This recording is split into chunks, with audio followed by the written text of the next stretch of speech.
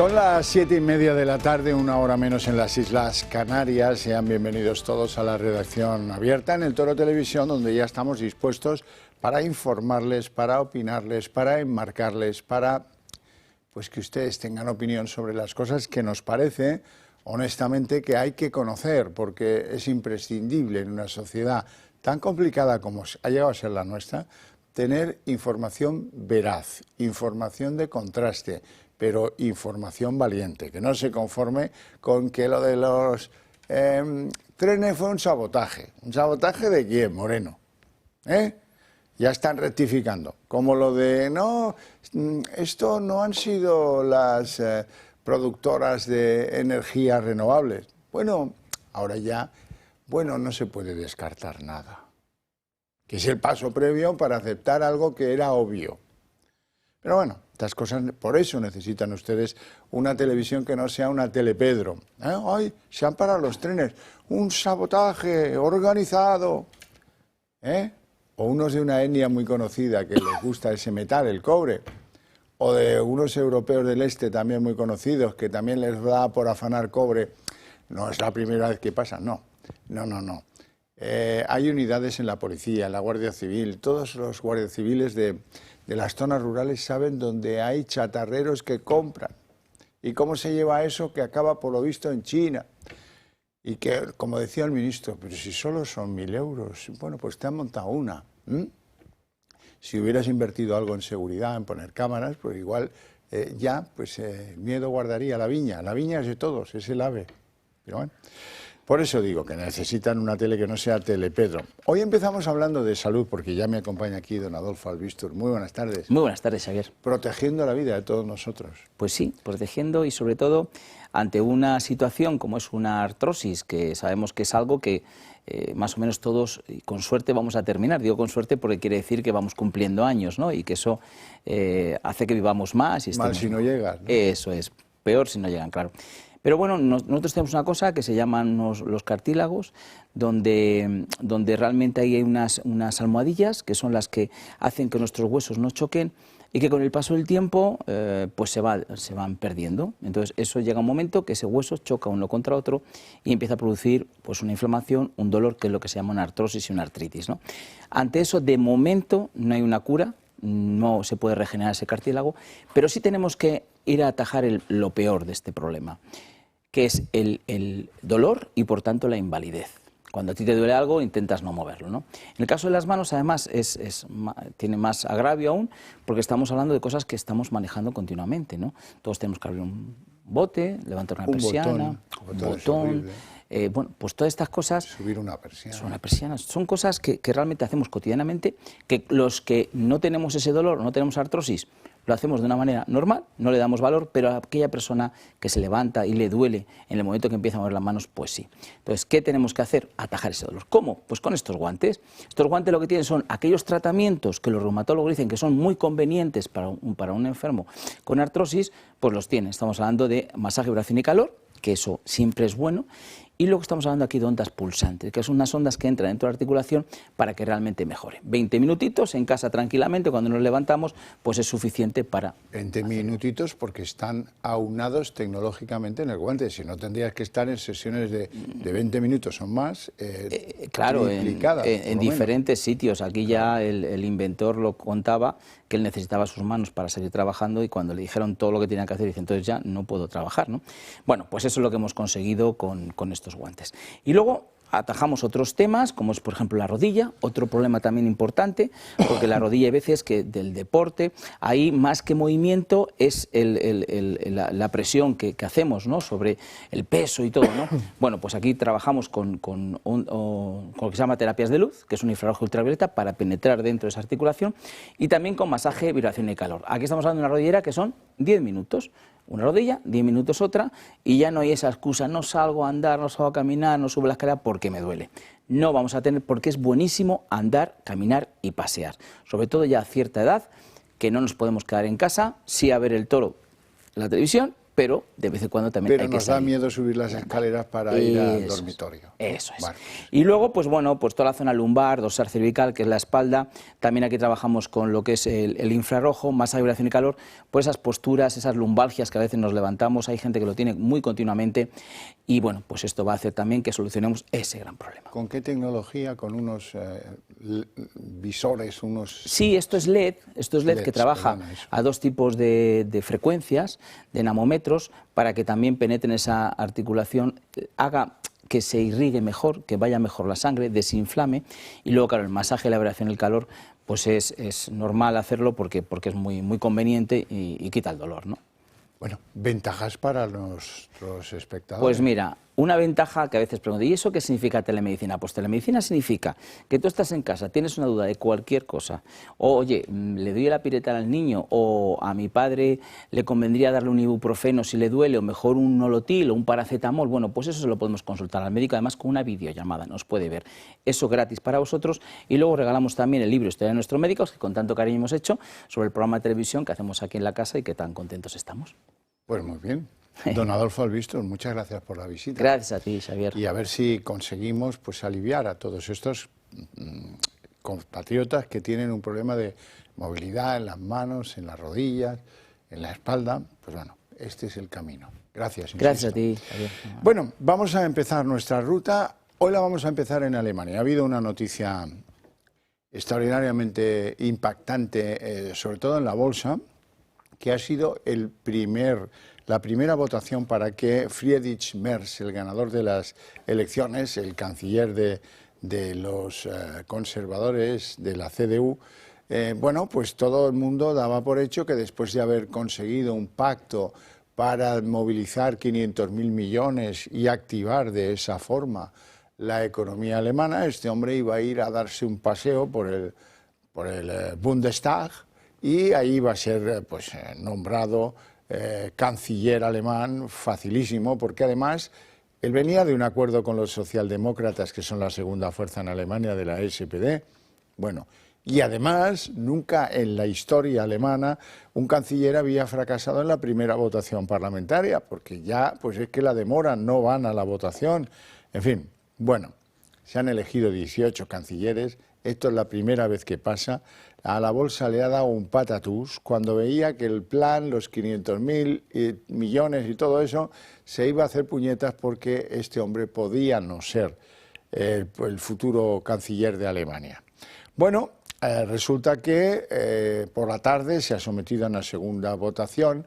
No sabemos lo que va a querer decir qué cesiones tendrá que haber hecho Friedrich Merz para conseguir esa segunda cesión, pero al final, pues con cesiones o sin ellas, ya es formalmente el canciller de Alemania. La bolsa se va recuperando del susto y los alemanes pues casi también. Bien, tenemos que hablar también del cónclave, porque el cónclave ya creo que queda uno de los que va a formar parte del cónclave para aparecer por el tema de Roma, porque esto empieza ya en 24 horas y se van a encerrar, van a elegir al nuevo Papa y están en una especie de animada conversación sobre los retos que tiene para los próximos años la Iglesia, dando a conocer candidaturas y se supone que eligiendo unos y otros sobre quiénes quieren que sean los candidatos que van a ser votados pues, a partir de mañana. Bueno, no tengo más remedio que hablarles del fracaso de este gobierno, con el apagón, con el caos ferroviario vivido este fin de semana y con uno que conocen menos, sobre todo los que no viven en Madrid, que es lo sucedido en la M40, en uno de los túneles clave de los accesos a Madrid, donde, pues mira tú por dónde se han caído unas placas del techo que generaron unas colas, como veis ahí, kilométricas. Ah, ¿y esto de quién depende? Pues mira, del Ministerio de Transportes, esto es, de Oscarín Puente, que se le acumulan los problemas. Bueno, pues estos son otros damnificados de la era Óscar Puente. Bueno, Óscar Puente, hay que decir que no es la primera vez que tiene problemas en su etapa como ministro con los trenes. De hecho, aunque muchos no lo sepan, es el octavo caos ferroviario que protagoniza Óscarín Puente. Vamos a ver cuáles fueron los anteriores. Óscar Puente lleva 18 meses liderando la cartera de transportes y en este tiempo varios sucesos han ocurrido con él al frente de la gestión. Descarrilamientos, robos de cobre, estaciones colapsadas. Según los datos de la Comunidad de Madrid, la red de cercanías sufrió en 2024 1.014 incidencias, un 40% más que en 2023. El año pasado se registraron 4.433 robos de cobre, 87% más que en 2019. En Cataluña, cada 2 días y medio se produce una avería de carácter grave en la red. Cada vez que ocurre afecta a 10.000 pasajeros. No es la primera vez que un suceso deja a miles de usuarios afectados, produciéndose un caos ferroviario. En uno de los hechos ocurridos, Renfe culpó a Talgo por entregar trenes con continuos fallos. El verano pasado, cientos de pasajeros se quedaron atrapados sin luz ni aire acondicionado en el túnel de Chamartín. Provocó retrasos en otros trenes de alta velocidad y las obras de la estación, por cómo están planteadas, no ayudaron a la aglomeración de gente. La policía tuvo que hacer un cordón de seguridad. 3 meses después, un tren que circulaba sin pasajeros remolcaba una unidad averiada y sufrió un incidente. Se desenganchó y rodó varios kilómetros por el túnel entre Chamartín y Atocha. 25.000 personas se vieron afectadas. A comienzos de 2025, una avería informática paralizó las operaciones de los Talgo Abril, con 14.000 pasajeros perjudicados. En el mes de abril, la línea Madrid-Asturias perdió tensión con los pasajeros en espera en las estaciones y en los 10 trenes afectados. Con todo lo que ocurre, Puente afirma que el problema es de la oposición. Primero, hombre, no me sorprende nada, ¿no?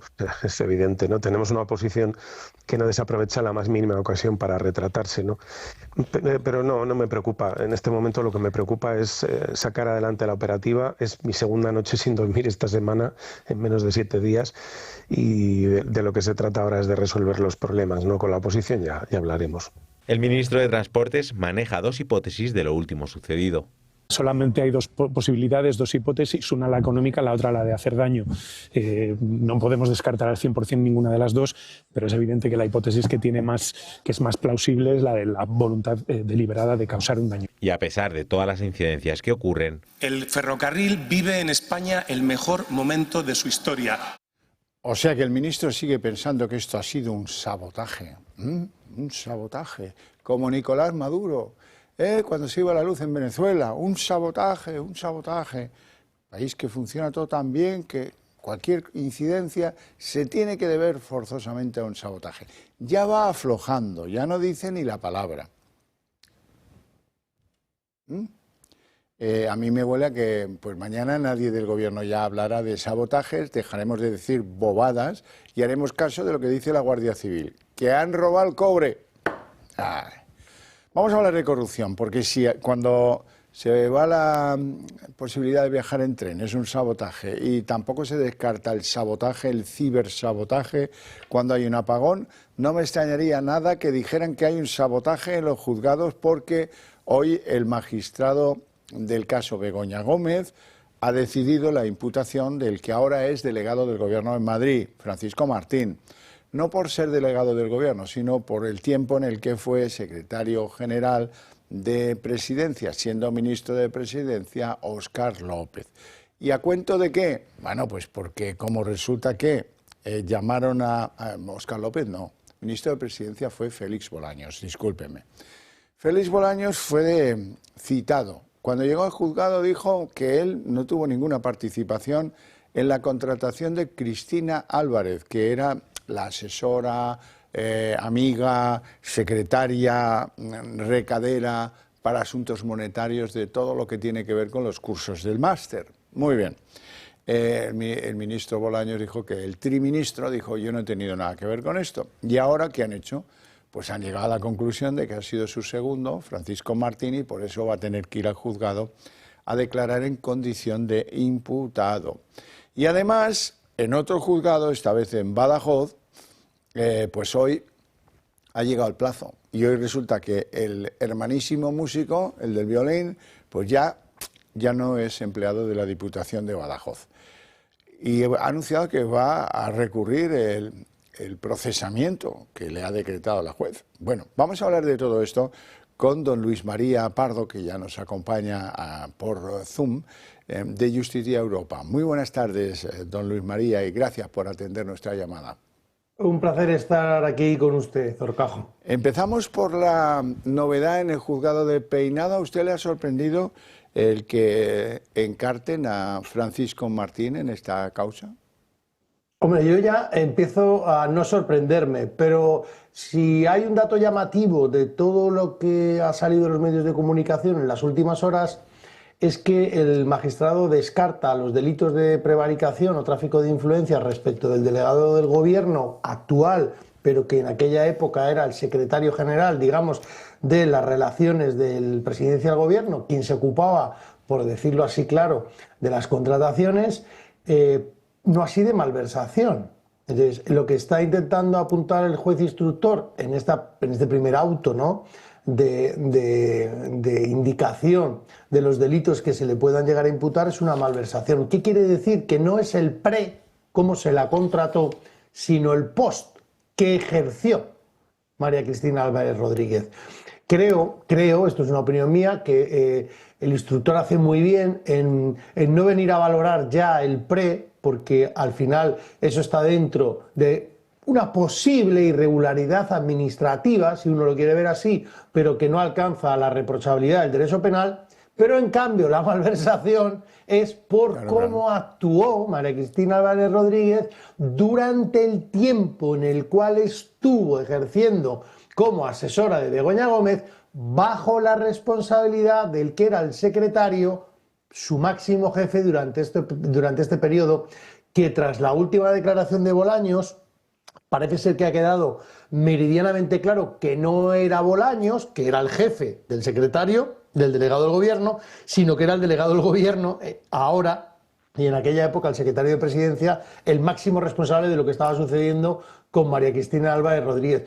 Lo veo bastante positivo, además se le va a tomar declaración de manera inminente. En 8 días el delegado del gobierno actual pasará por los juzgados de Plaza de Castilla para tomarle declaración como investigado por este caso, y ya se acumulan hasta un total de 6 imputados en la causa, lo cual no es nada despreciable para aquellos que decían que esto era un bulo de la fachosfera.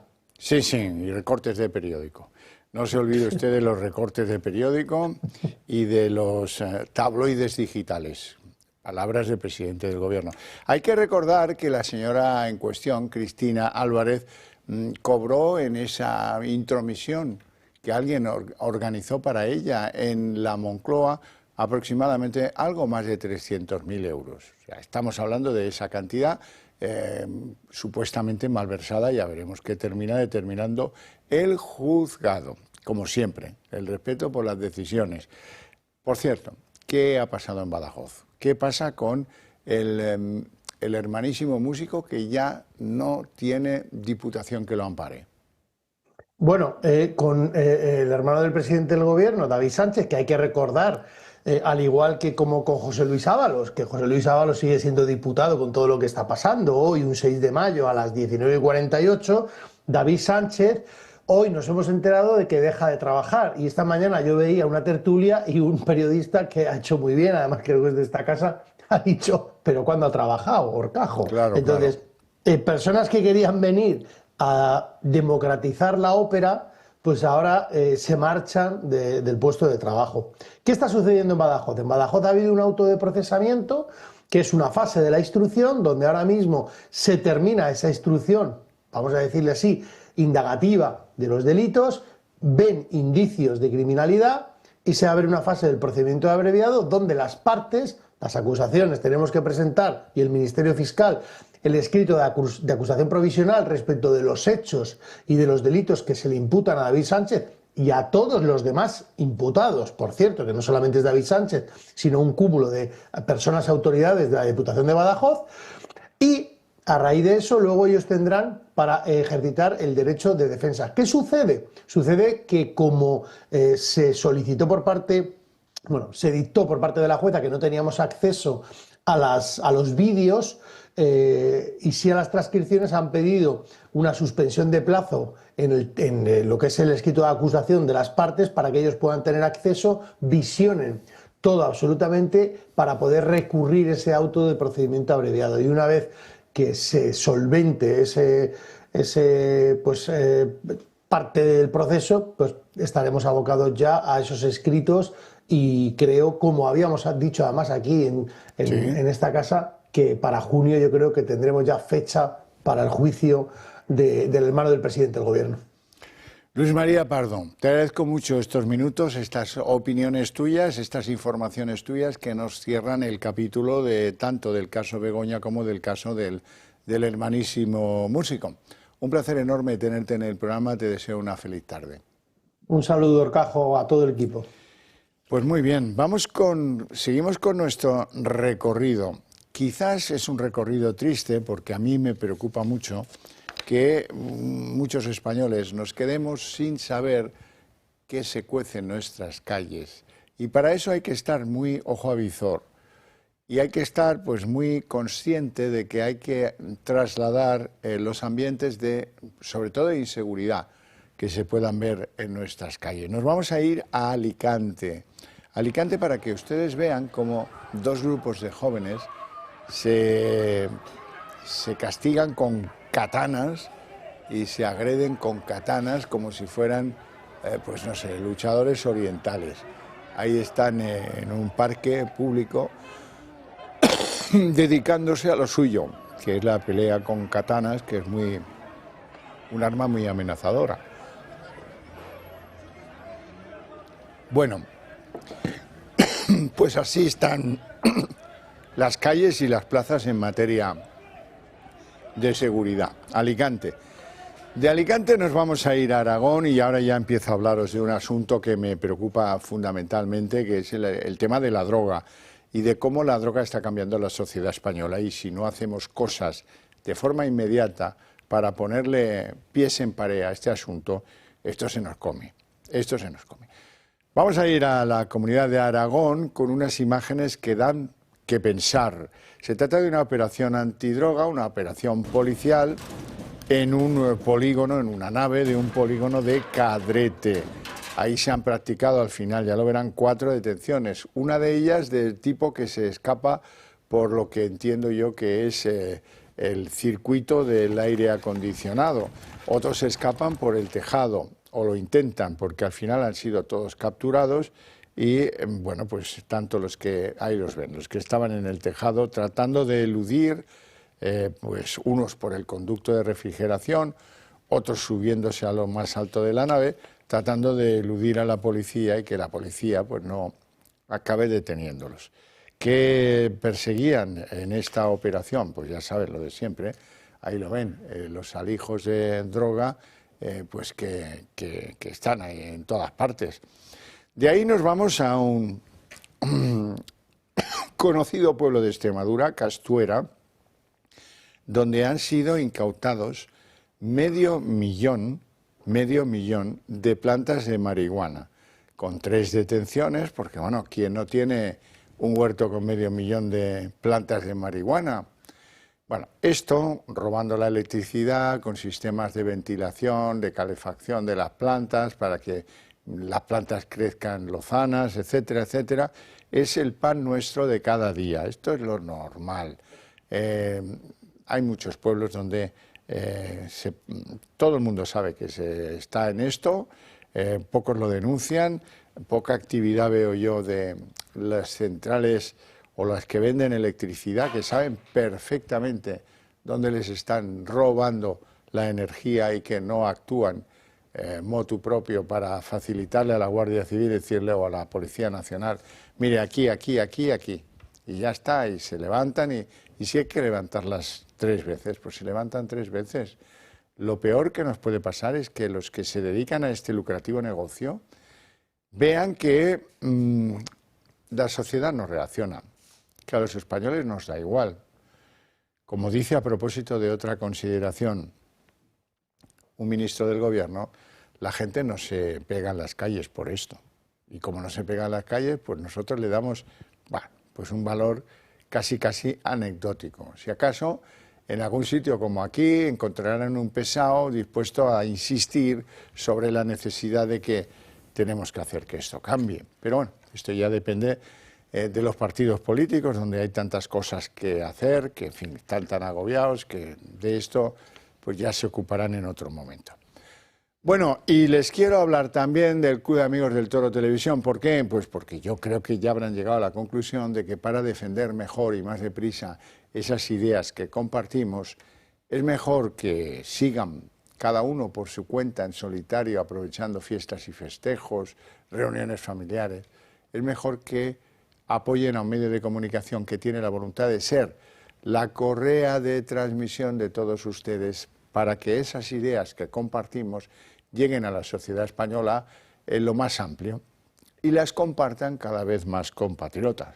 Bueno, y me piden en el club que os hable de algunos actos que ellos mismos organizan. Por ejemplo, de la conferencia que José Javier Esparza prepara para vosotros, que se produce aquí en el club cada martes por la tarde. De hecho, ahora están en esa conferencia.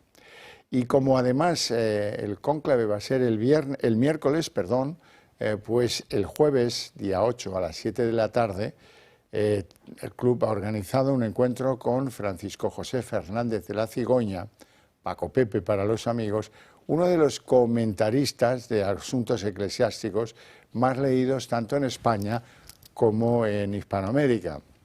Bueno, esta tertulia tiene enorme interés porque nos va a dar respuestas a muchas de las preguntas que nos hacemos sobre cómo es la tradición en materia de los cónclaves, los rituales, las ceremonias, etcétera, etcétera. Y ahora depende de ustedes. Ahí tienen el teléfono 91 616 2464 para llamar, reservar plaza o para llamar y hacerse miembros del Club de Amigos del Toro Televisión.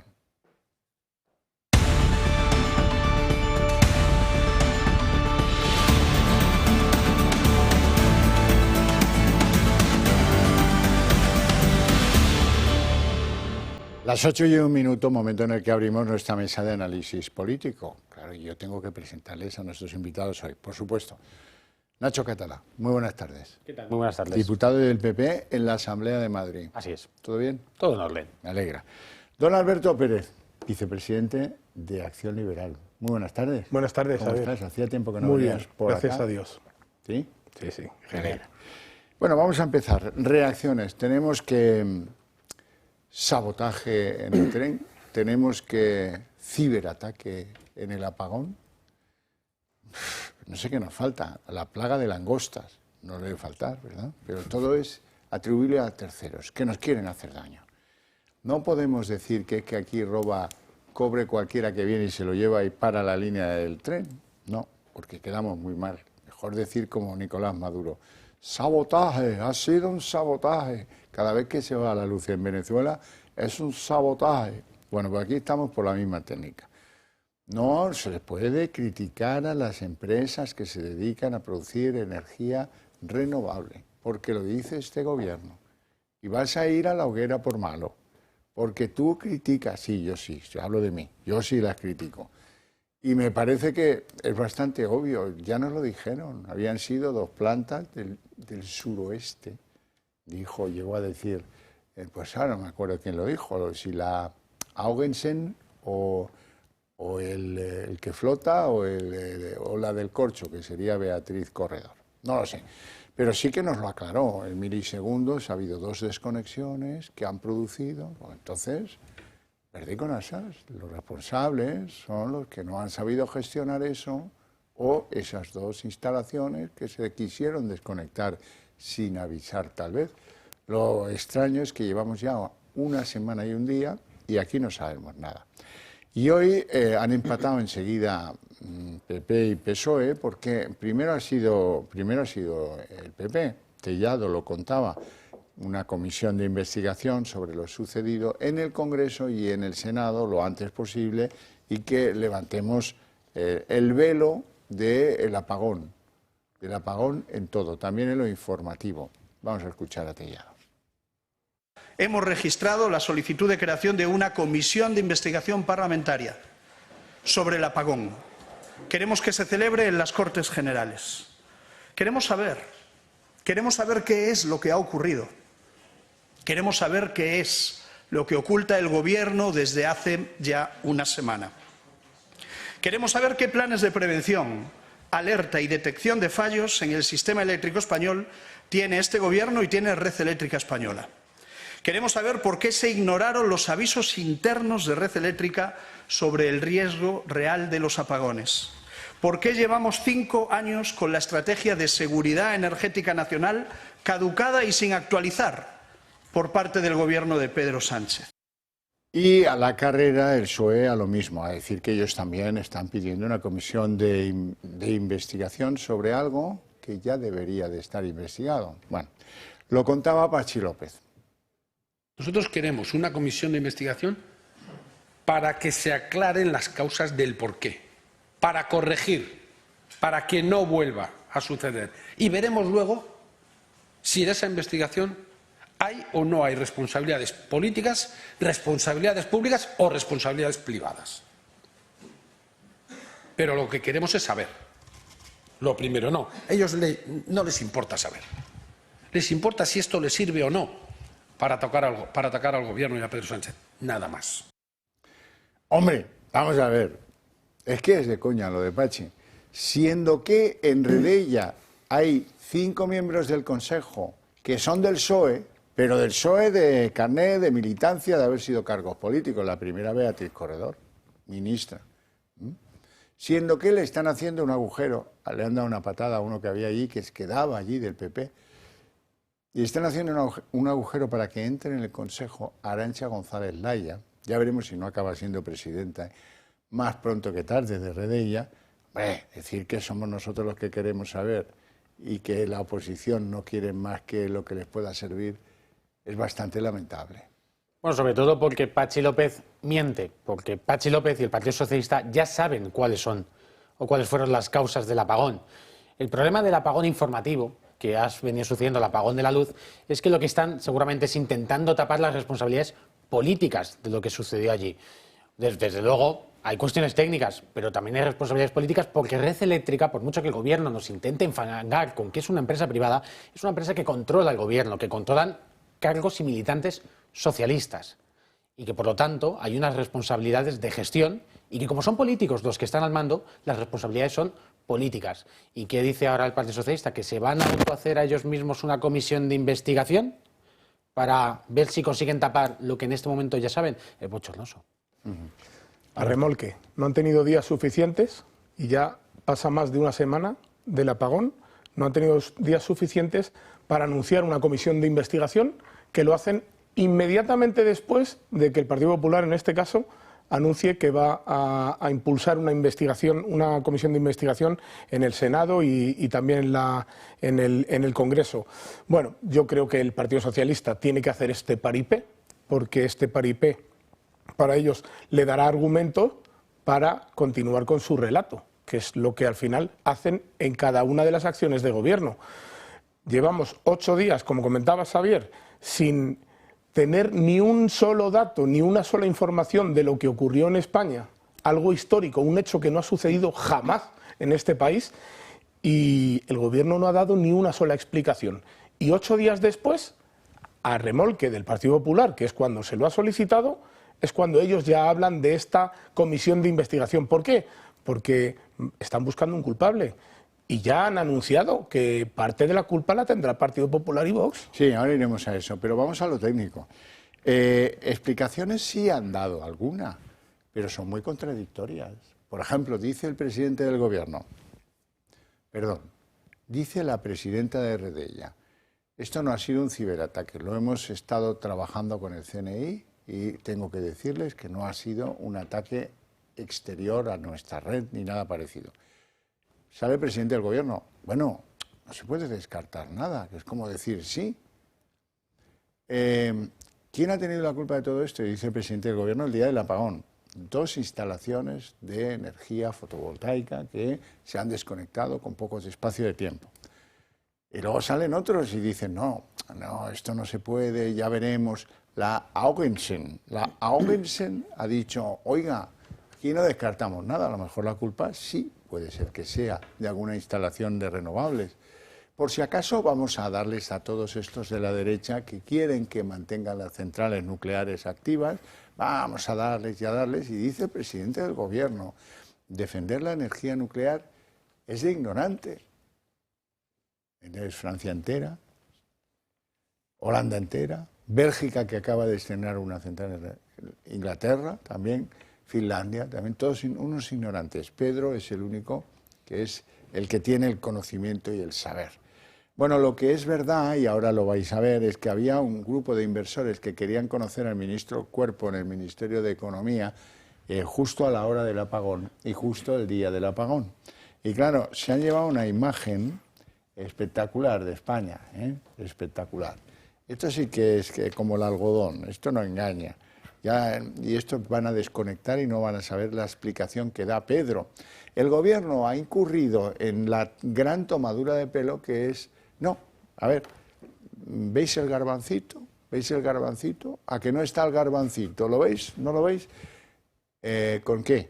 Pues muy claro, el presidente del gobierno y de ahí abajo todos diciendo lo importante no es el incidente, el evento, por no llamarle ya el cachondeo, no, el apagón, palabra que hay que eludir.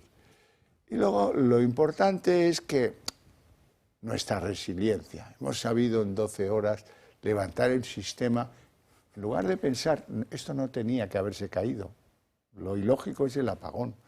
El tiempo que hayas tardado en levantarlo, que es discutible saber si ha sido poco o mucho, porque no conocemos el daño ni quién ha causado el daño, pero bueno, ahí nos tenemos que comer a esto.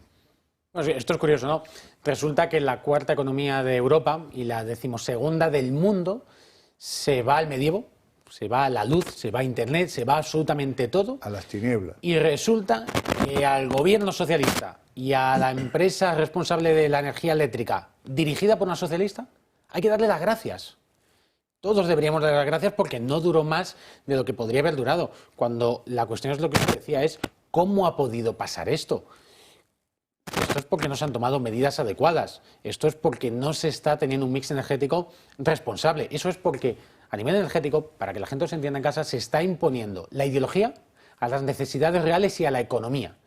Una economía tan potente y tan que necesita tanta energía como la española y que no tenemos campos de petróleo debajo de nuestra tierra, lo que tiene que hacer es una apuesta decidida por la energía nuclear, que es una energía que, por cierto, Europa y la ahora comisaria Teresa Rivera definen como verde. Pero aún así, es una energía que es constante, que es limpia y que garantiza que una economía tan importante como la España se mantiene. Pero aquí lo que pasa es que estamos primando los modelos renovables, ojo, contra los que, por cierto, el Partido Popular no tiene nada, siempre y cuando su implementación en el mix energético sea responsable y acorde con las necesidades que tenemos. Aquí el problema es que, como les decía, se antepone la ideología a la economía. Alberto. Los propios dirigentes de Almaraz, de la central de Almaraz, ya están anunciando que ni siquiera van a pedir una prórroga hasta el 2030 porque si no hay apoyo por parte del gobierno. Pero bueno, hablábamos de los inversores, ¿no? Los inversores que están sentados en la mesa. Pues yo creo que España es un país inigualable para invertir por su situación geográfica, por su energía solar, porque España tiene mucho sol. Nadie en Europa prácticamente puede tener el sol que nosotros tenemos, nuestro clima, la capacidad de sacrificio. Pero claro, cuando las empresas vienen aquí a invertir o tienen pensamiento de invertir por estas cuestiones que acabo de mencionar y ven que el gobierno lleva 7 años legislando contra la empresa, porque legisla contra la empresa. Ellos hablan a favor del empleado o del trabajador, pero legisla directamente contra la empresa y lo podemos ver también si hablamos de lo que se ha aprobado hoy con las 37,5 horas laborables. Que utiliza para todo su gestión de gobierno, utiliza la ideología, una ideología, el socialismo, que no ha funcionado nunca jamás allá donde se ha llevado a cabo. Y encima se sientan a negociar y ven que se les, como ha dicho Nacho, que volvemos al medievo, que un país como es España está un día entero sin comunicación, sin luz, personas atrapadas en ascensores, personas durmiendo en trenes porque no pueden desplazarse, porque no tienen electricidad. Pues ¿quién va a invertir aquí? viendo este panorama que estoy explicando en este momento, ¿quién va a invertir aquí? Es que es muy difícil invertir en España y después de lo que estamos viviendo más. Yo no quiero adelantar causas, pero me malicio una explicación de todo esto. Me imagino a Pedro en Moncloa diciendo que teme que algún día en Europa le llamen la atención y le digan, ¿por qué quieres cerrar las nucleares, Pedro? Manténlas si las tienes amortizadas, tenlas de seguro de vida, ya veremos qué pasa. Europa no puede permitirse el lujo de desmantelar las nucleares que tienes en tu país. Y para eso antes ha dado la orden, de ahí lo importante que es la colonización de todas las empresas que han sido públicas y que ahora dicen que están en manos privadas, pero no es verdad. Da la orden a la señora Beatriz Corredor de que vayan tirando a un mix energético en el que las nucleares aporten apenas lo mínimo imprescindible. En el momento de la caída, un 6%. Bueno, y claro, se produce un problema gordo, probablemente derivado de que no se hayan hecho, como suele ocurrir en España, las inversiones que le obligan a hacer al tío que se pone placas solares en su casa. Y dice, no, un cuarto para las baterías, no, ahora cambie la acometida, no, ahora no sé qué. Vale, aquí el manejo del mix global de todos los españoles no se habrán hecho esas inversiones, razón por la cual a un incidente más o menos grave nos lleva a todos al cero energético, a tener la oscuridad como compañera. Bueno, esa es la impresión que tengo yo. Pero es verdad, alguien lo decía, alguien de vosotros lo decía, que son los escorpiones de la era moderna. Dan un picotazo con el rabo cuando te descuidas tremendo. Por ejemplo, ahora Moncloa ya está sugiriendo en sus argumentarios que el PP y Vox son los responsables de los sabotajes. De los dos, ¿qué más da? ¿A qué entrar en detalle? Del apagón y de los trenes. Y es muy significativo que Sumar se esté desentendiendo del asunto de los sabotajes. Véanlo. El gobierno lo tenía claro. En un principio tachó de sabotaje el robo de cobre que provocó el colapso ferroviario. Ahora modulan el mensaje y aseguran que no descartan ninguna hipótesis. Que en este momento no descartamos ninguna hipótesis porque hay abierta una investigación por parte de la Guardia Civil, que había una clara voluntad, evidentemente, de hacer daño. Sumar, que en un principio también compró la tesis del sabotaje, ahora se desmarca de esta postura. Por tanto, también pido principio de prudencia. Soy abogada en ejercicio y hasta que se exploran y se investiga lo que hay, desde luego no voy a decir nada. Mientras, la oposición sigue firme en sus críticas al Ejecutivo. La conspiración está en la imaginación del Gobierno. Para Feijóo no es un incidente aislado, sino una forma de gobernar. El caos ferroviario del domingo y del lunes no es un incidente aislado. En mi opinión, es una forma de gobernar. En cualquier país europeo, hoy habría dimitido alguien. Vox exige responsabilidades y pone el foco en Óscar Puente. Tampoco lo hace el ministro Óscar Puente, el matón a sueldo del Gobierno al frente de una red ferroviaria que no funciona. La postura y la hipótesis del sabotaje que adoptó el Ejecutivo de Sánchez a primera hora del lunes tenía un claro objetivo: iniciar una operación mediática en contra de la oposición. Según revela The Objective, Moncloa y Ferraz enviaron a sus dirigentes un WhatsApp con el argumentario que debían seguir para culpar a la derecha del apagón y de los sabotajes del AVE. Para los investigadores, la principal hipótesis es un robo de cable común. La Guardia Civil asegura haber detectado el mismo modus operandi con otras sustracciones en vías ferroviarias españolas. A pesar de ello, el ministro Óscar Puente sigue firme en su versión del sabotaje. Así que el sabotaje cada lunes azotan a este gobierno progresista, estos malvados de la oposición, ¿no? Bueno, desgraciadamente es que es lo que merece esta gentuza. Y no pasa. Es que hay un problema. Es que España tenía la mejor alta velocidad del mundo. Cuando el Partido Popular sale del gobierno en el 2018 por la infausta moción de censura de Pedro Sánchez, Renfe y AVE eran pioneras y referentes en el mundo. Cuando se construían algunos de los principales líneas de alta velocidad, como el AVE Meca Medina, se le encargaba a las empresas españolas que lo hiciesen, porque desde el año 1992, en la que se inaugura la línea Sevilla, era uno de nuestros principales hechos de reconocimiento, de progreso español, de la ingeniería española. Y ahora resulta con que nos encontramos con que están echando por el barro el nombre de Renfe y el servicio ferroviario de la alta velocidad. Y esto se debe fundamentalmente a la mala gestión, porque es que no hay que olvidarse que es que teníamos a gente como Koldo metido en Renfe como consejero tomando decisiones. Y esas decisiones acaban teniendo un resultado. Y lo que estamos viviendo ahora con la alta velocidad son los frutos de 7 años de socialismo. Tienen que ganar el relato, Xavier, y ellos lanzan el aguijón, como comentabas, y marcan su relato y crean un nuevo relato. Y el problema es que millones de españoles aún creen ese relato, porque el relato contrario en este caso sería el relato o la idea o la evidencia, en muchos casos, que la prensa también lo puede sacar, la evidencia de la derecha. Ya, pero es que para que no gobierne la derecha yo me voy a creer lo que dice Pedro Sánchez.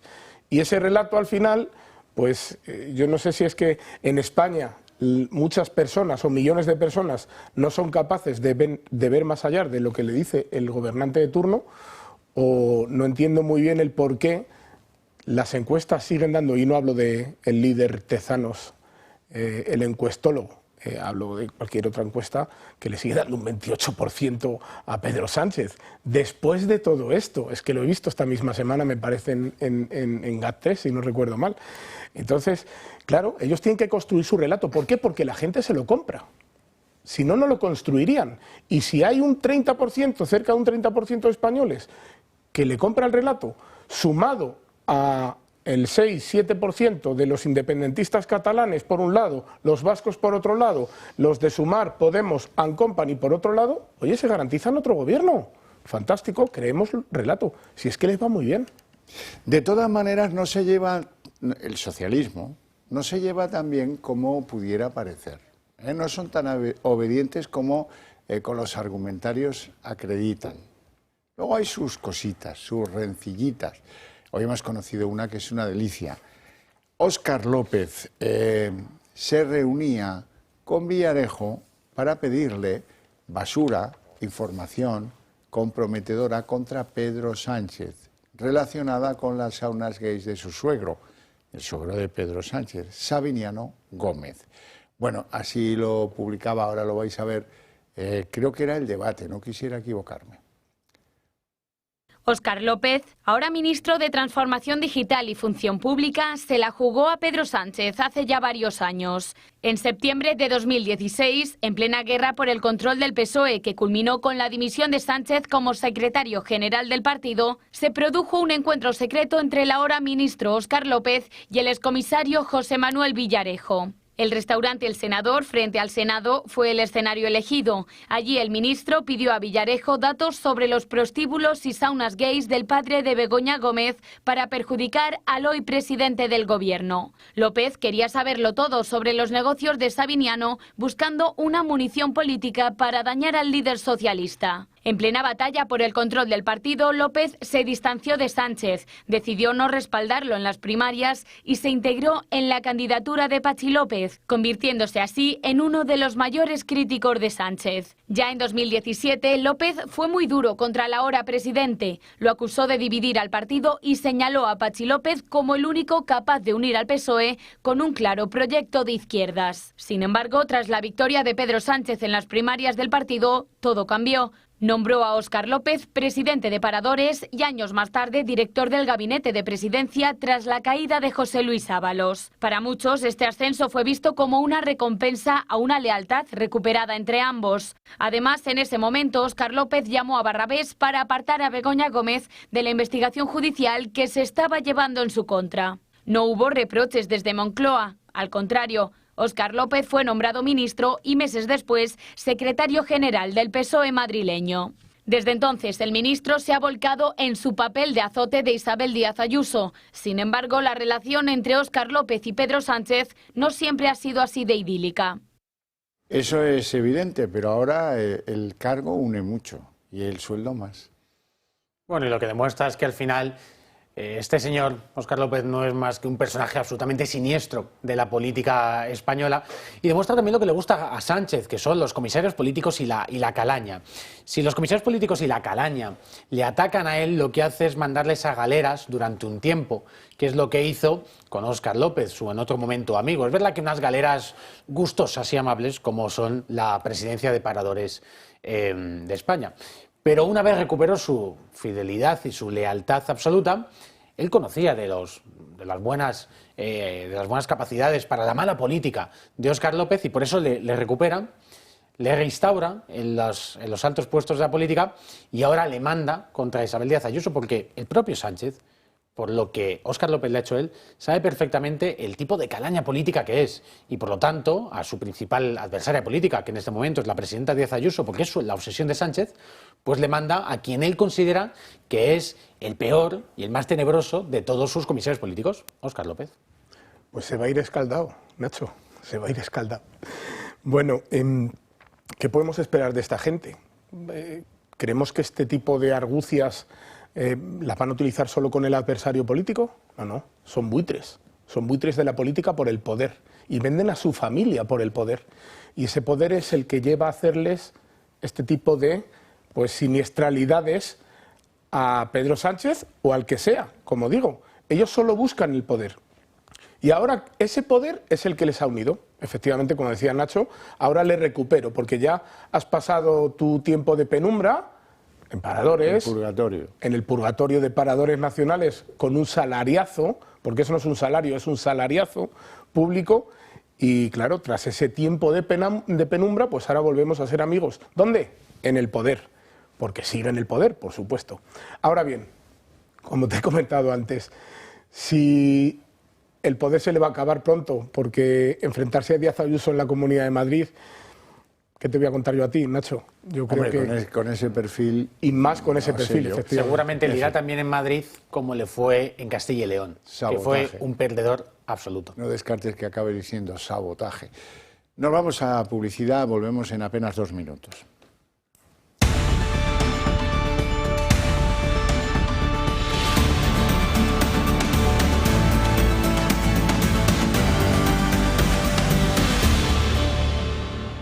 No sé si lo que viene a continuación merecerá la consideración por parte de Óscar Puente de llamarlo sabotaje organizado, pero hoy se han producido algunas noticias judiciales que son un problema.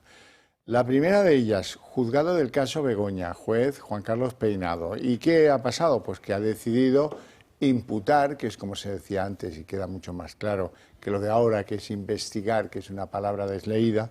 Bueno, imputar al delegado del Gobierno en Madrid. ¿Por qué?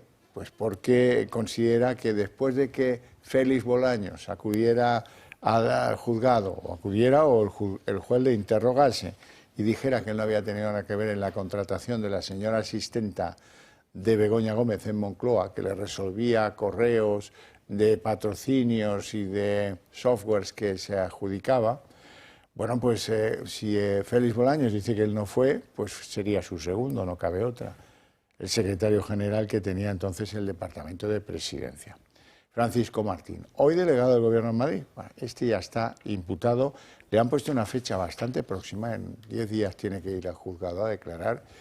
Y luego está el asunto no menor del músico en Badajoz. ¿Qué pasa ahí? Pues que hoy ha dejado de trabajar ya para la Diputación de Badajoz, que le ha pagado un dineral a la anterior, a la secretaria de Begoña, la pagamos entre ustedes y nosotros 300.000 euros durante el tiempo que estuvo en Moncloa, a ver quién da más. Y como les decía, pues el hermanísimo ya está fuera de la Diputación y parece que está dispuesto a recurrir el auto de procesamiento que le han dictado. Pero bueno, eso casi como que da igual.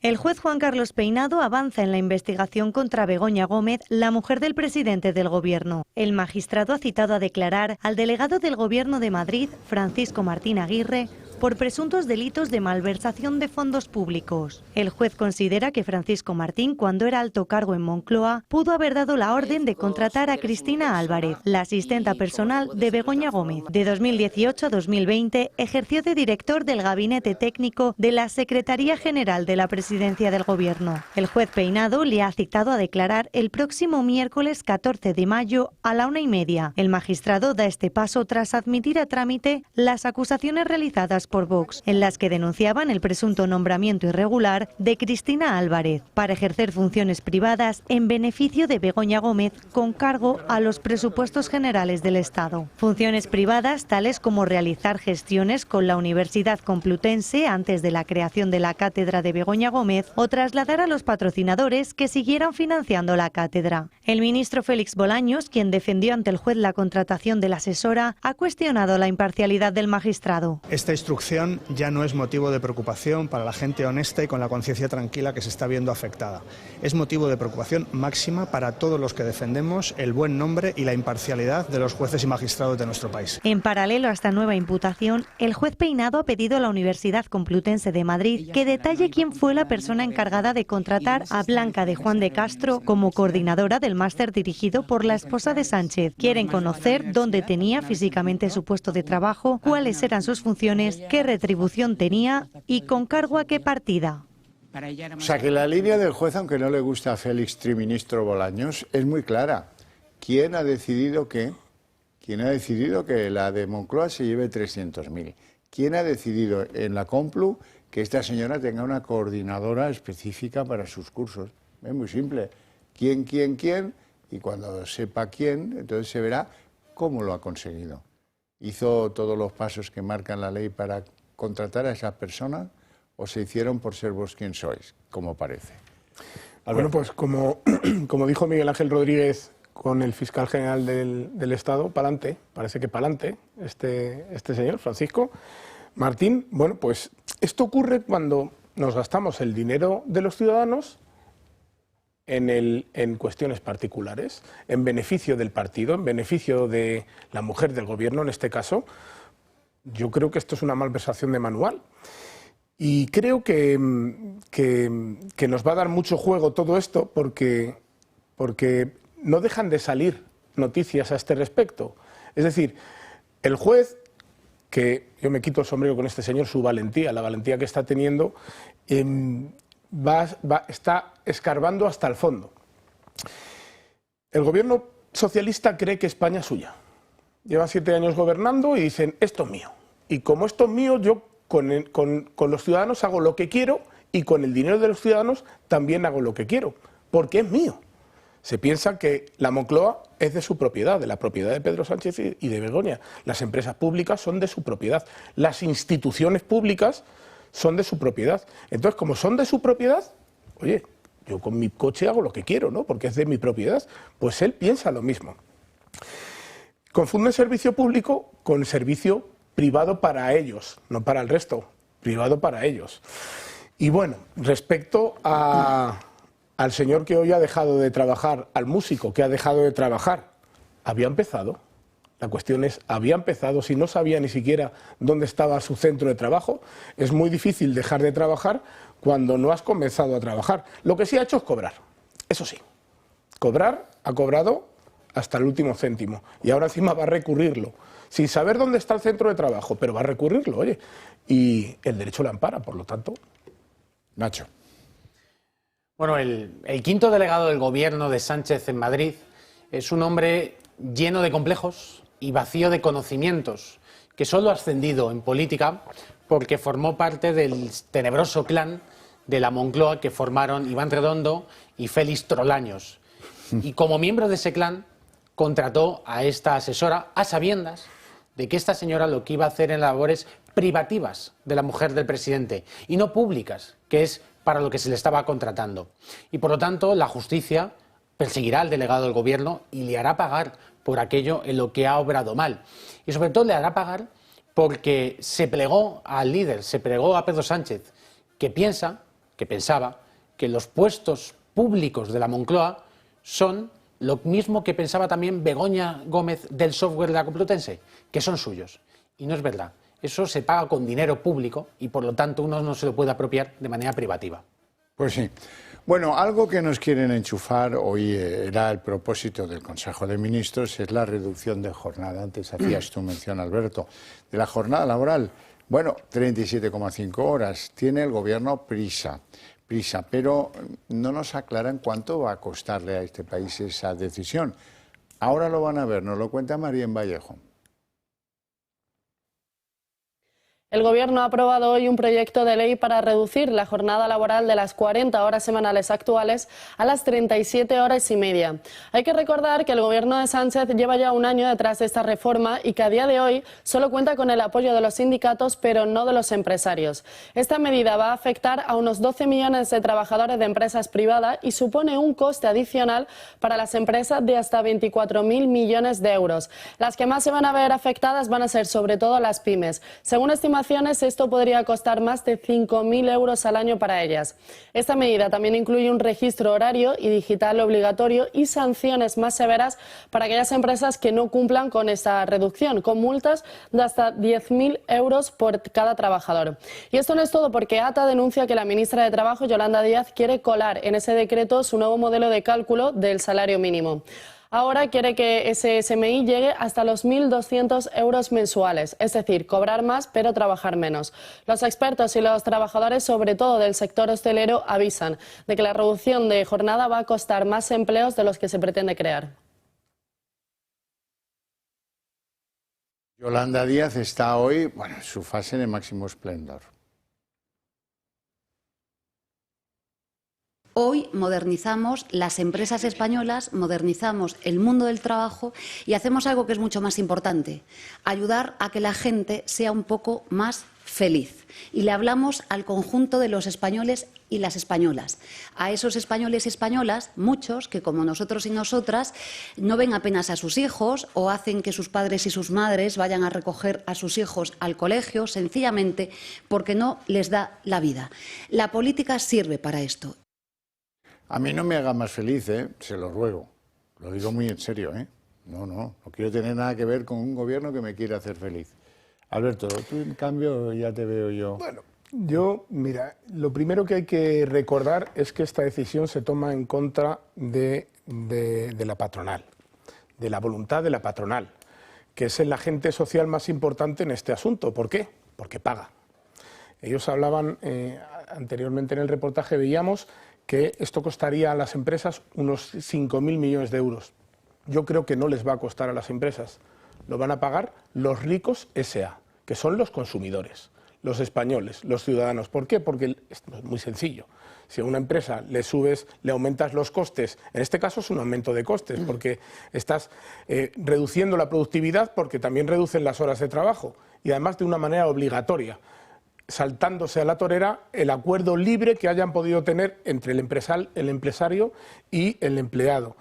Pues como nos saltamos eso a la torera, igual que el salario, que también está impuesto por el Gobierno, en el caso del salario mínimo interprofesional, pues los empresarios, ¿qué harán?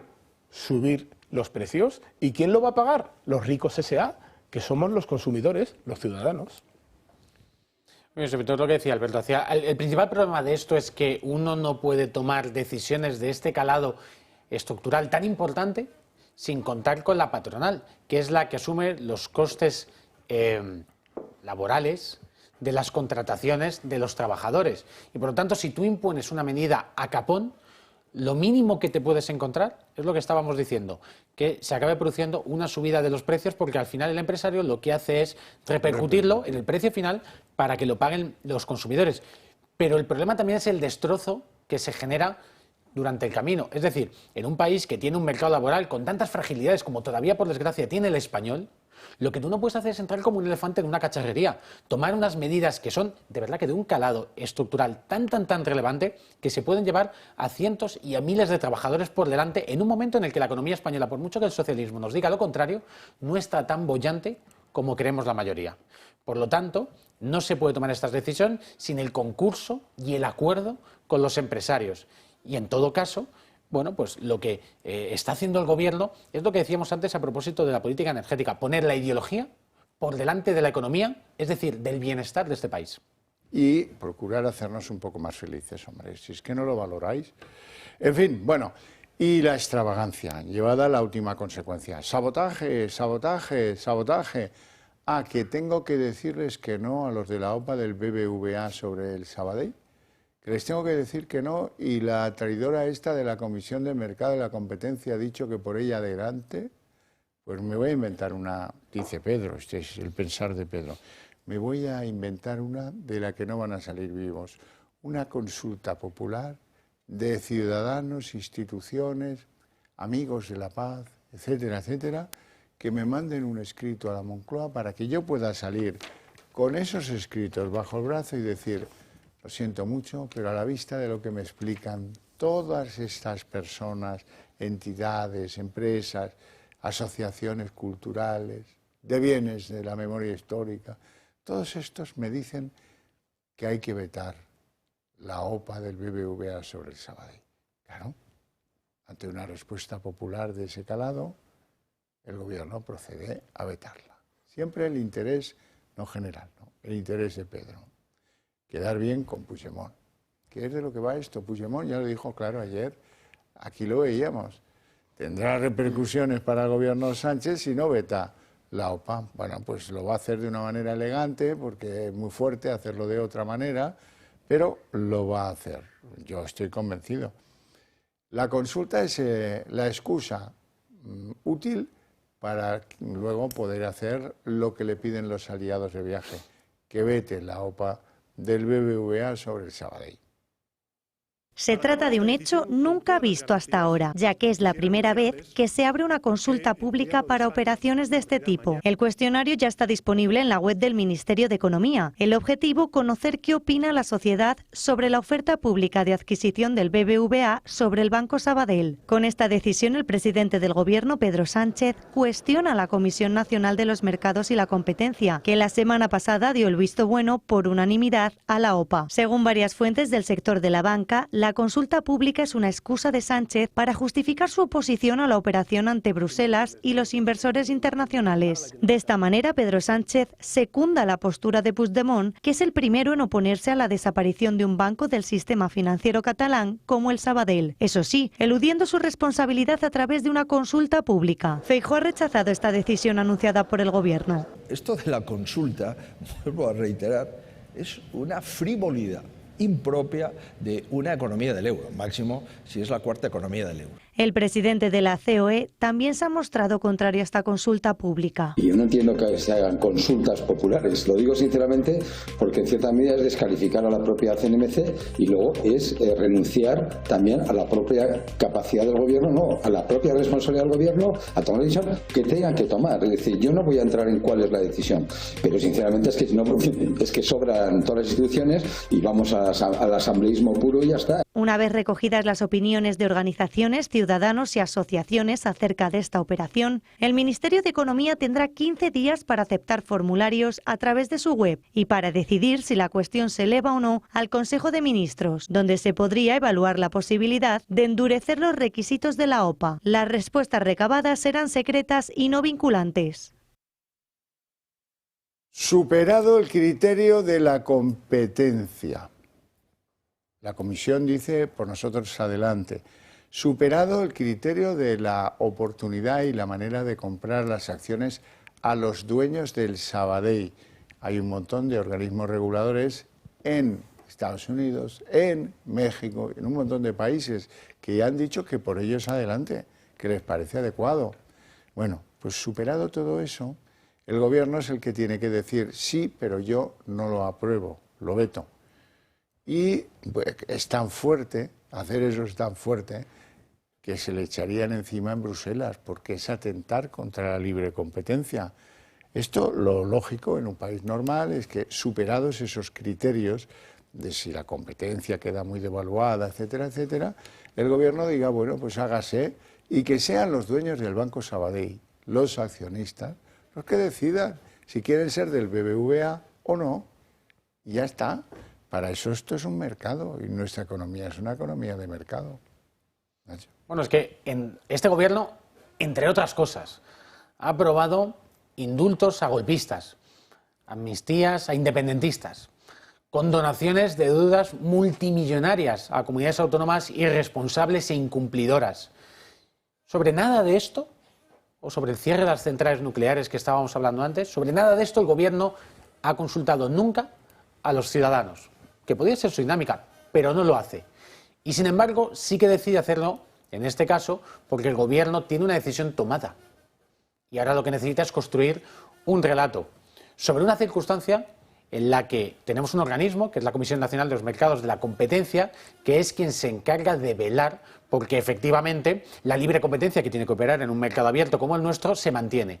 Pero una vez emitido ese informe, que en este caso ha sido favorable, las únicas personas que deberían hablar sobre este asunto son los propietarios del banco, que son empresas y también miles y miles de pequeños accionistas que han decidido poner sus ahorros en una empresa en la que han confiado y que les parecía que era buena para su inversión.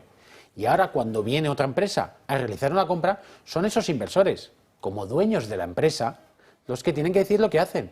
¿En qué país estamos? Donde el Gobierno te puede decir a ti, como dueño de una empresa, lo que puedes hacer o no. ¿Socialismo o chavismo ya en este punto? Al final esto es socialismo, con más o menor violencia. Que el propio Gobierno tenga la última palabra para decidir si una empresa privada le hace una OPA a otra empresa privada, y más allá de haber visto que tiene el ok de la Comisión del Mercado de la Competencia, ya es un atentado contra la libertad de empresa. Eso es así. Lo que ocurre es que ningún gobierno se había opuesto a ningún tipo de OPA en este sentido, ¿no? Cuando han dicho, cuando tenía el ok o el dato favorable de la Comisión Nacional de Mercados y la Competencia. Pero claro, como decíais, hay que construir el relato. ¿Y dónde está la sede del Banco Sabadell? Igual, con esa respuesta a esta pregunta, sabemos el porqué de la construcción de este relato.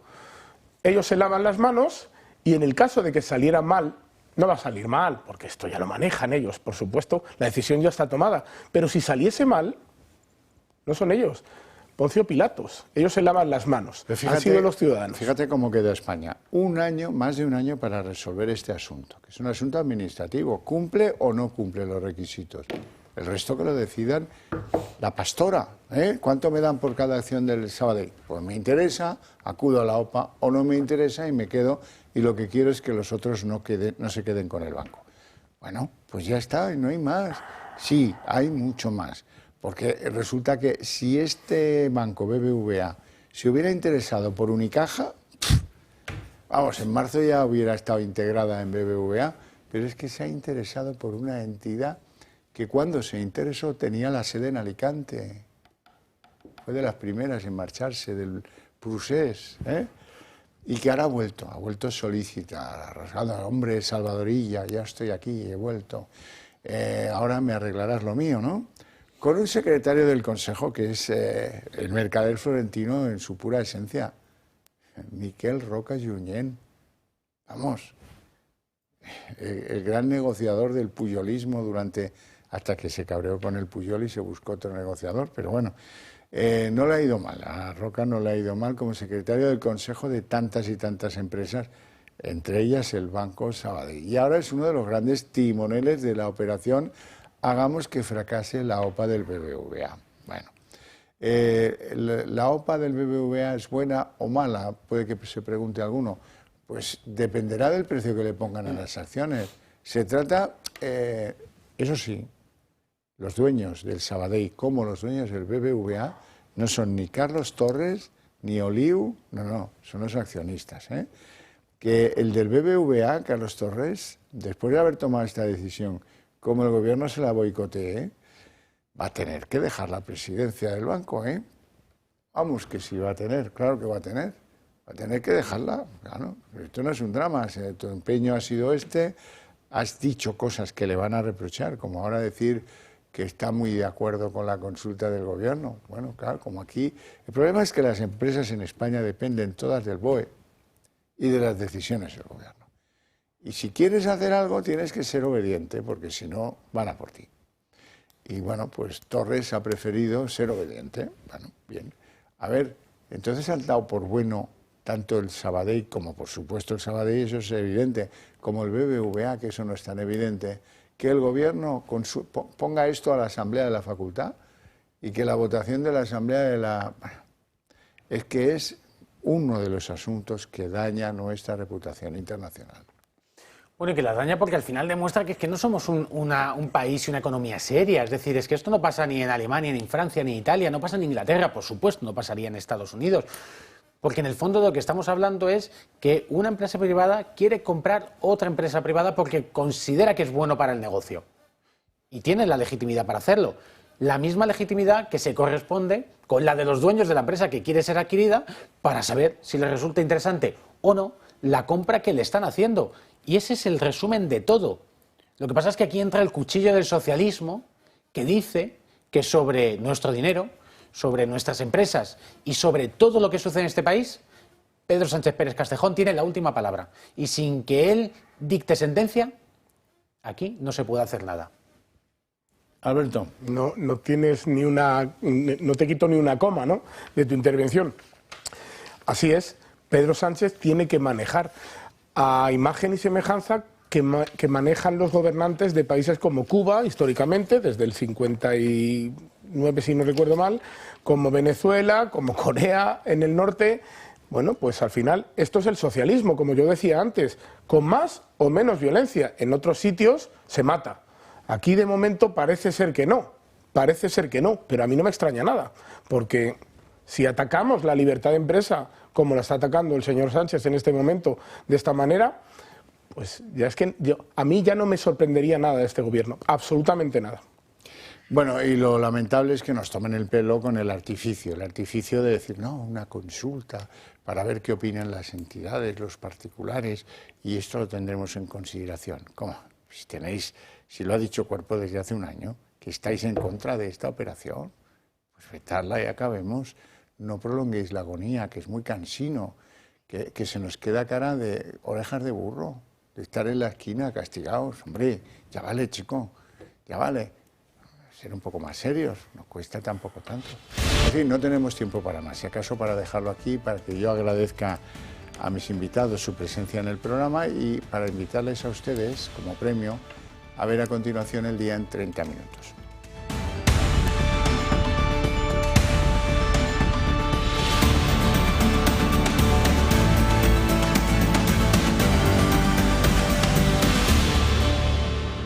El Día en 30 minutos. El tráfico de los trenes de alta velocidad entre Madrid y Andalucía se está normalizando, se ha normalizado, ya operan con relativa normalidad.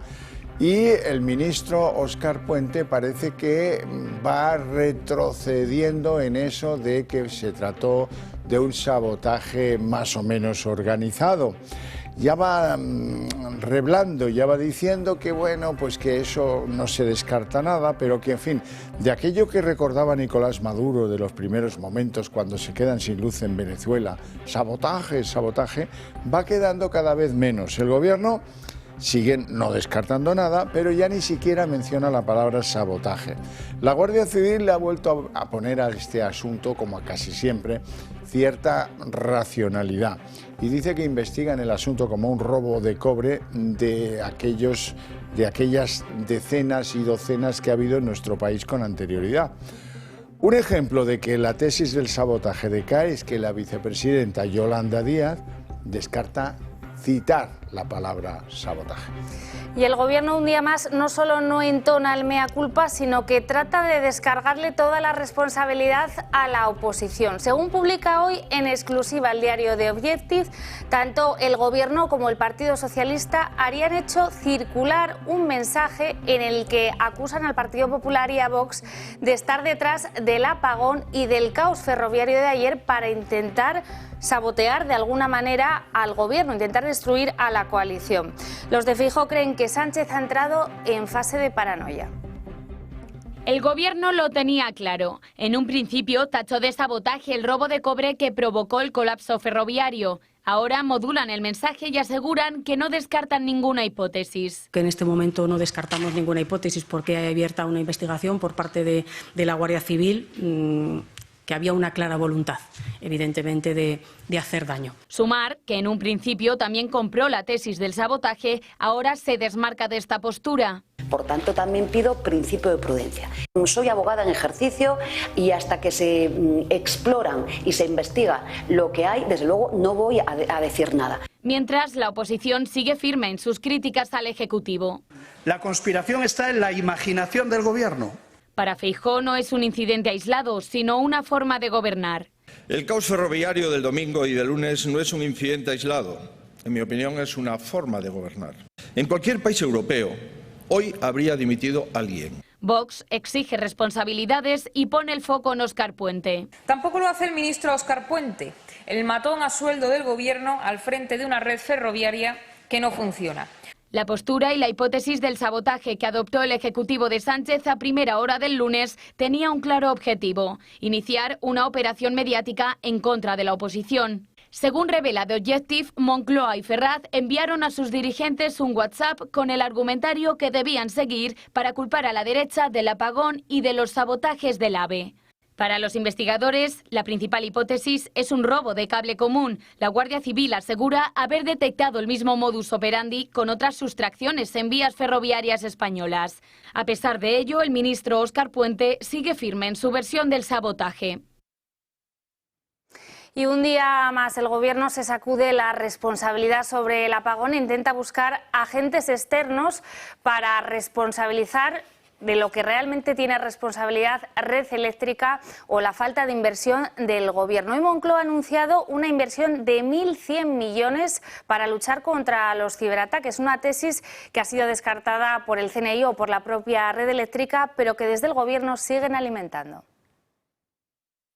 El Consejo de Ministros ha aprobado un acuerdo valorado en 1.157 millones de euros para el refuerzo de nuestra ciberseguridad. El año pasado España recibió más de 100.000 ciberataques.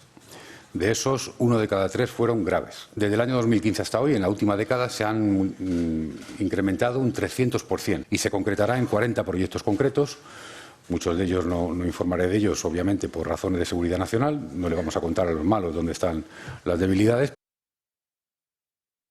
Tanto el PSOE como el Partido Popular han llegado a la misma conclusión: impulsar una comisión que investigue lo sucedido con el gran apagón. Bueno, los populares registran esa petición para que se formule ante las Cortes Generales, el Congreso y el Senado. En el Senado ya saben que tienen mayoría absoluta. Quieren asegurarse de que se van a depurar responsabilidades por la crisis en el suministro eléctrico. Miguel Tellado, el portavoz del Partido Popular, cree que hay que depurar esas responsabilidades porque fue muy grave el apagón tanto eléctrico como informativo que se produjo después de los hechos del 28 de abril. Hemos registrado la solicitud de creación de una comisión de investigación parlamentaria sobre el apagón. Queremos que se celebre en las Cortes Generales. Queremos saber qué es lo que ha ocurrido. Queremos saber qué es lo que oculta el Gobierno desde hace ya una semana. Y el juez Peinado ha citado como investigado al delegado del Gobierno en la Comunidad de Madrid, a Francisco Martín, como parte del caso Begoña. El magistrado estaría investigando el papel que el delegado en la Comunidad de Madrid, Francisco Marín, habría tenido en la contratación de la asesora de Moncloa, Cristina Álvarez.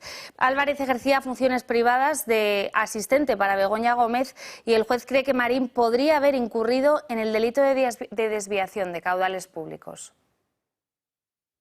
El juez Juan Carlos Peinado avanza en la investigación contra Begoña Gómez, la mujer del presidente del Gobierno. El magistrado ha citado a declarar al delegado del Gobierno de Madrid, Francisco Martín Aguirre, por presuntos delitos de malversación de fondos públicos. El juez considera que Francisco Martín, cuando era alto cargo en Moncloa, pudo haber dado la orden de contratar a Cristina Álvarez, la asistenta personal de Begoña Gómez. De 2018 a 2020 ejerció de director del Gabinete Técnico de la Secretaría General de la Presidencia del Gobierno. El juez Peinado le ha citado a declarar el próximo miércoles 14 de mayo a la 1:30. El magistrado da este paso tras admitir a trámite las acusaciones realizadas presentados por Vox, en las que denunciaban el presunto nombramiento irregular de Cristina Álvarez para ejercer funciones privadas en beneficio de Begoña Gómez con cargo a los presupuestos generales del Estado. Funciones privadas tales como realizar gestiones con la Universidad Complutense antes de la creación de la cátedra de Begoña Gómez o trasladar a los patrocinadores que siguieran financiando la cátedra. El ministro Félix Bolaños, quien defendió ante el juez la contratación de la asesora, ha cuestionado la imparcialidad del magistrado. Esta instrucción ya no es motivo de preocupación para la gente honesta y con la conciencia tranquila que se está viendo afectada. Es motivo de preocupación máxima para todos los que defendemos el buen nombre y la imparcialidad de los jueces y magistrados de nuestro país. En paralelo a esta nueva imputación, el juez Peinado ha pedido a la Universidad Complutense de Madrid que detalle quién fue la persona encargada de contratar a Blanca de Juan de Castro como coordinadora del máster dirigido por la esposa de Sánchez. Quieren conocer dónde tenía físicamente su puesto de trabajo, cuáles eran sus funciones, qué retribución tenía y con cargo a qué partida. Para ella era más fácil reunirse en la Moncloa y saben que... Bueno, nos quedamos 12 horas a oscuras, sin luz, y el gobierno habla de cibersabotaje. Fallan las líneas de alta velocidad y el gobierno nos habla de sabotaje. ¿Y ahora qué? ¿Nos van a decir que se trata de un sabotaje judicial que el juez Juan Carlos Peinado haya imputado al delegado del Gobierno de Madrid en la causa contra Begoña Gómez por su presunta participación en la contratación de la que era su secretaria privada que pagábamos entre todos? Eso lo hizo el señor Francisco Martín cuando era secretario general del Ministerio de Presidencia. El juez ha decidido imputarle por lo que esa contratación que tuvo lugar en julio de 2018, cuando la asesora de Begoña, Cristina Álvarez, fue fichada para colaborar con sueldo público y desde Moncloa en los másters de la Complutense de la señora Begoña Gómez. El imputado desde hoy, Francisco Martín, era la mano derecha de Félix Bolaños, cuando era ministro de Presidencia. Como quiera que Bolaños generó más dudas que certezas con su declaración en este juzgado y que se desvinculó completamente de la contratación, el juez sigue buscando quién fue, quién decidió contratarla con cargo a lo público a la secretaria particular y personal de Begoña Gómez. Ella se llama Cristina Álvarez, tenía cargo en el gabinete de presidencia del gobierno desde que, enviaba correos a patrocinadores reclamándoles el envío de dinero hasta que preguntaba por el software que parece que acabó titularizando sin derecho la señora del presidente. La imputación, la del señor delegado del Gobierno, arranca con una querella que planteaba Vox por un posible delito de malversación de fondos públicos. Y ustedes se preguntarán, ¿cuánto se llevó la susodicha Cristina Álvarez desde que llegó, desde que puso un pie en la Moncloa? Pues más o menos 300.000 euros públicos es lo que se ahora tratará de dilucidar si fue malversado o no. Y entre tanto, el Gobierno ha aprobado hoy la reducción de la jornada laboral de 40 horas a 37 horas y media. Después de que ayer Junts comunicase su rechazo a esta iniciativa del Gobierno, toda la presión ha sido trasladada ahora por parte del Gobierno al Partido Popular. Ellos, de momento, condicionan su apoyo a lo que haga la patronal, que por el momento lo rechaza. Según la vicepresidenta Yolanda Díaz, Feijóo, de no apoyar esta reforma, dejaría tirado a 12 millones de trabajadores. Saben ustedes que esta es la medida que más esperan el conjunto de los españoles y las españolas, le voten a quien le voten. La pregunta es sencilla. ¿Va a maniobrar el señor Feijóo para tumbar la reducción de la jornada laboral? ¿Va a hacer lo que hizo con la reforma laboral? ¿Quiere dañar a su país? Esta es la pregunta. Cuando hablo de política útil, hablo de esto. Hablo de esto. Durante los próximos 7 días hábiles, cualquier ciudadano le va a poder plantear su posición sobre la OPA hostil lanzada por el BBVA sobre el Sabadell al gobierno de este país. El Ministerio de Economía, Comercio y Empresa ha abierto ya esa consulta pública que anunciaba Sánchez el otro día sobre criterios de interés general afectados por esta operación hostil entre dos bancos. Se trata de un cuestionario que, además de la expresión de datos personales que identifican a quien eleva ese escrito, le obliga a definirse sobre si está a favor o en contra de la operación. La oposición ha reaccionado considerándolo poco serio, inapropiado y un agravio para con la Comisión de Mercados y de la Competencia, que la semana pasada dio el ok a la OPA, considerando que no afectaba seriamente a la competencia bancaria en España.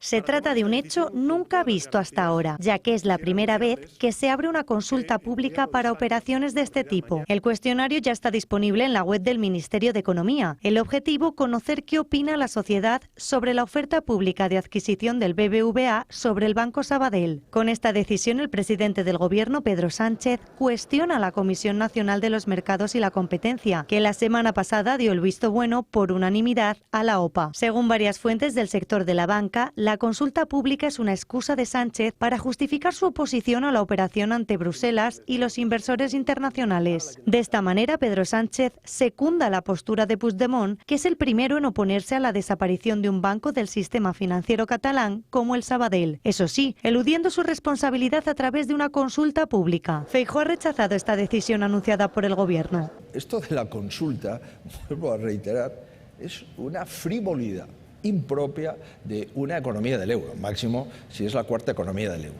El presidente de la COE también se ha mostrado contrario a esta consulta pública. Yo no entiendo que se hagan consultas populares, lo digo sinceramente porque en cierta medida es descalificar a la propia CNMC y luego es renunciar también a la propia capacidad del gobierno, no, a la propia responsabilidad del gobierno a tomar la decisión que tengan que tomar. Es decir, yo no voy a entrar en cuál es la decisión, pero sinceramente es que si no, es que sobran todas las instituciones y vamos al asambleísmo puro y ya está. Una vez recogidas las opiniones de organizaciones, ciudadanos y asociaciones acerca de esta operación, el Ministerio de Economía tendrá 15 días para aceptar formularios a través de su web y para decidir si la cuestión se eleva o no al Consejo de Ministros, donde se podría evaluar la posibilidad de endurecer los requisitos de la OPA. Las respuestas recabadas serán secretas y no vinculantes. Y además hoy el diario El Debate revela en exclusiva que el hoy ministro para la Transformación Digital, Óscar López, le pidió al excomisario Villarejo información sensible sobre Pedro Sánchez en plena crisis del partido en el año 2016. Lo que quería saber por aquel entonces Óscar López era información delicada sobre los negocios del por entonces suegro de Pedro Sánchez, el padre de Begoña Gómez, que regentó varias saunas gays y prostíbulos en la capital española. La de Sánchez y López, por cierto, ha sido una relación de amor y odio. Tras un abrupto distanciamiento durante las primarias que encumbraron al hoy presidente, López pasó a ocupar puestos de poder en los distintos gobiernos sanchistas. Hoy es ministro de Transformación Digital y candidato de los socialistas a la Comunidad de Madrid.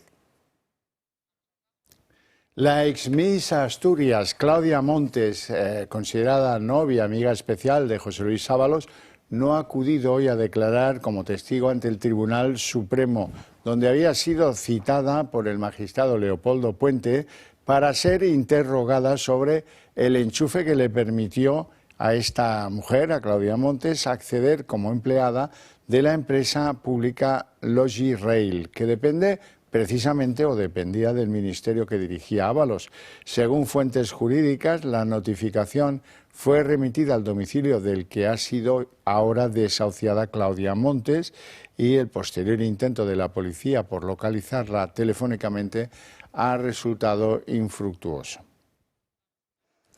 Y en la página internacional, día de infarto para el candidato conservador Friedrich Merz. El candidato de la CDU finalmente ha sido elegido canciller, pero en segunda vuelta porque la primera votación ha fracasado de forma histórica esta mañana. El candidato conservador tenía amarrados los apoyos de la alianza con la que va a gobernar los próximos 4 años, pero al menos 18 de los diputados de esta coalición han votado en contra en la primera ronda. Su identidad no ha trascendido porque la votación era secreta. Este revés inicial, algo insólito en la historia del país, cuestiona ya de inicio la credibilidad de esa coalición con los socialdemócratas. Y queda menos de 24 horas para que arranque el cónclave para suceder a Francisco. Esta mañana se ha celebrado la última reunión oficial antes de las votaciones y esta tarde todo ha sido silencio y recogimiento en el Colegio Cardenalicio. El de este año es el cónclave más numeroso, 133 electores y además el más universal. El elegido tendrá que recabar 89 apoyos para hacerse con ese ansiado anillo del pescador. Nosotros desde aquí no pretendemos hacer quinielas, pero sí informarles de los nombres que más suenan hoy en la prensa italiana. 3 son nacionales italianos y el otro es filipino. La candidatura de Tagle sonó con fuerza en los primeros días tras la muerte de Francisco por su sintonía con el difunto Papa. Parolin es secretario de Estado del Vaticano, Zuppi, arzobispo de Bolonia y Pizzaballa, patriarca de Jerusalén. Podría haber sorpresas como sucedió con Francisco hace 12 años. Aquí ojo que aparecen 2 nombres españoles. Uno de ellos es el asturiano Ángel Fernández, el español con más papeletas en estos momentos, y el otro Cristóbal López. Este tiene un perfil rompedor que, ojo, gusta en algunos círculos cardenalicios. Bueno, y Marina, en Sevilla ya todo dispuesto, todo en marcha, caballos, trajes, bueno, lo tradicional. Lo de siempre. Así es, el primer día de la feria y los sevillanos hoy han podido disfrutar de una jornada pues con los atractivos tradicionales de la feria de Sevilla. Carros de caballos, trajes de gitanas, flamencas. Y ojo, este año la feria va a ser más cercana, más familiar que en otras ocasiones. Han vuelto al formato inicial de la feria de toda la vida con tan solo una semana. Y por tanto esto aleja esas masificaciones, esas llegadas de gente de fuera y permite a los sevillanos disfrutar en familia y con amigos. Bueno, y hasta aquí el día en 30 minutos. Les deseamos una feliz noche a todos, especialmente a los que se queden en la señal del Toro Televisión. Y les dejamos con Sandro Mecocón en Dos Continentes. Hasta mañana.